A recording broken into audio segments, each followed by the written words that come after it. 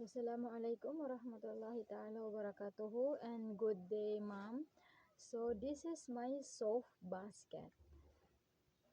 So, as you can see po, pink po ang napili kong color because it symbolizes the pagmamahal po. And as you can see, this is a whole pink except from this leaf and this ribbon. So, I will explain each item that I use po. So, as you can see, pink po. I choose pink from this side dahil it symbolizes the maalaga, mahinahon, and mapagmahal. And dahil ang pagbibigay ko nito ng this soft basket is aking mother. Kaya I chose this and I dedicated this soft basket to her. Dahil ang aking mother ay sobrang maalaga sa amin and we are happy that siya ang naging mother namin. And also mahinahon din po siya and maalaga din po sa amin. Kaya I dedicated this soft basket to her. And also, as you can see, meron po siyang gold po sa gitna. Ayan po, may gold po ito siya sa gitna. Dito po sa gilid po nito or sa gitna po. So, kaya ko po napili itong tela na ito dahil may gold nga po sa gitna and it symbolizes the special po because she is the most special in my heart and also in our world as a mother po. Kaya napili ko po itong may gold po sa gitna dahil she is the most special to us. And also as you can see po, meron po different color po or colorful po yung ginamit ko po na pin, mapababa man o mapataas po. Colorful po ang ginamit kong pin dahil it symbolizes the colorful po ang aming buhay kapag nandyan po siya. And without her po is parang magiging malungkot po kami. Kaya colorful din po yung ginamit kong pins dahil nga po dahil sa kanya mas nagiging masaya po kami.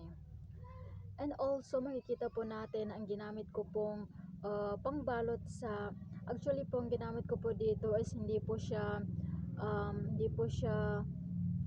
ano nga yun, hindi po siya literal na um, yung silver po dahil ang ginamit ko po ito ay yung fuzzy wire po. Ginamitan ko lang po siya ng DIY.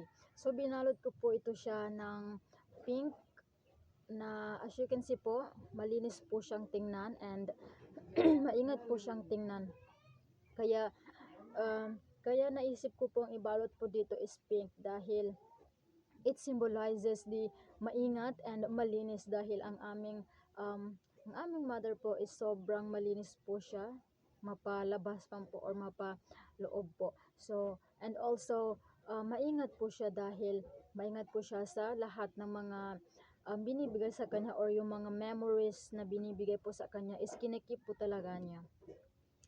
And also makikita po natin na meron po itong ribbon po dito sa may hawakan po niya dahil it symbolizes the dalisay na kalooban and mabuting puso po. Kaya napili ko po itong white na po to dahil yun na nga I dedicated this soft basket to her and all of these symbols is katangian po niya.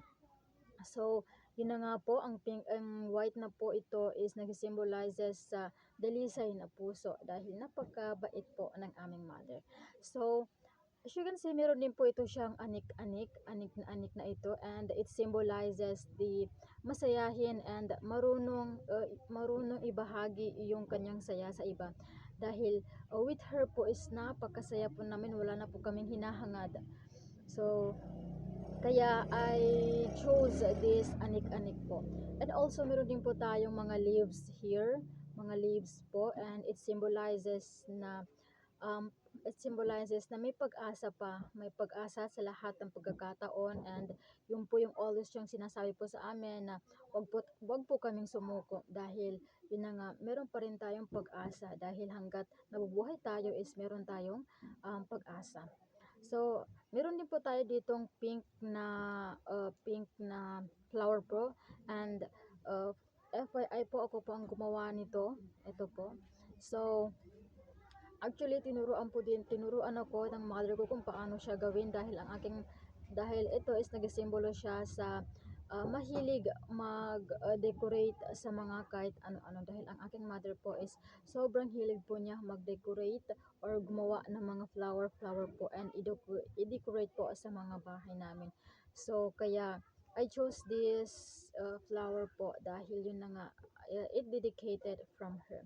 So, ito lang po yung nagawa kong soap basket and this is dedicated from her. Yan po. Tsaka tinakpan ko din po yung nasa baba po niya dahil yun na nga sabi po ni ma'am is kailangan daw po takpan. So, tinakpan ko din po. As you can see, sobrang cute po niya. Yun lang po. Thank you.